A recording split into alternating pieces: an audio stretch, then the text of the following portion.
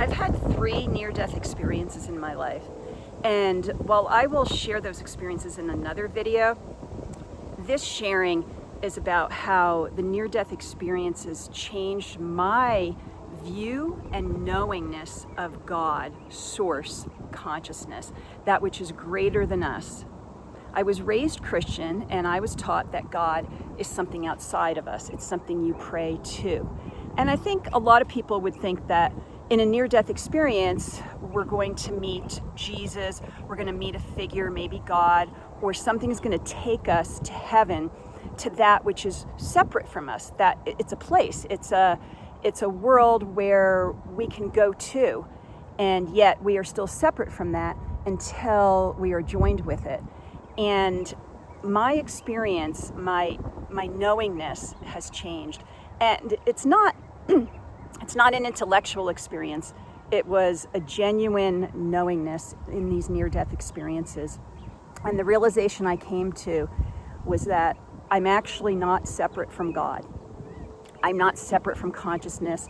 I'm not separate from that higher, greater being. I am that being. And that being created me, but I am it.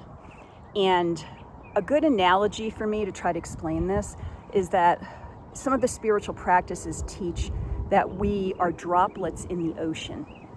And so we are one with the ocean, but yet we are separate waves or separate droplets. And the ocean is still in charge. And my knowingness now is that we are the ocean. The ocean is consciousness. The ocean is God. And as the ocean, we decide or decided to create little tentacles, little waves, little droplets of experiences. And we created them all. So the ocean created a Bo. It created a Jane. It created a Bob. It created everything. But it's all one, watching its little creations. And in my near-death experiences, I had that knowingness that I was the oneness. And I was able to put down my little self, little Bo, and become and know and remember that it was actually the greater self of consciousness that holds all and everything that there is to hold in the universe. And I wanted to share this, not so that you would adopt my belief and say I'm right or wrong, but for you to just ponder that. And in your practices, by the way, you do not need to have a near-death experience to experience this. It's just one way, and I hope I'm done with those. I use meditation now, but you can have a very awe-inspiring event. It could be maybe giving birth to a child.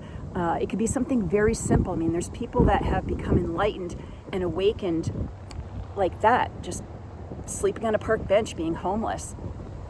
And I want you to take that with you and know that however you decide or choose to practice feeling that consciousness, that greater oneness, or music, it's another one, you have the ability to tap into divinity and to feel and experiment with that which you are, which is God, which is oneness, which is all that there is.